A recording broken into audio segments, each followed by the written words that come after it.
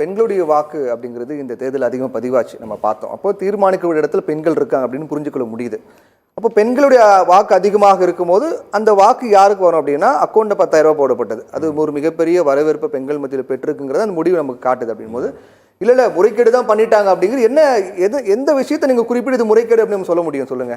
இல்லைங்க, அந்த 65 லட்சம் பேர் நீக்கப்பட்டதற்கான பதிலே அவர்கள் தரலைல. மீண்டும் 21 லட்சம் பேரை சேர்த்தாங்கலாம் சொன்னாங்களே தவிர அதற்கு இடைவெளி எவ்வளவு இருக்கு அப்படின்னு ஒரு கேள்வி இருக்குல்ல.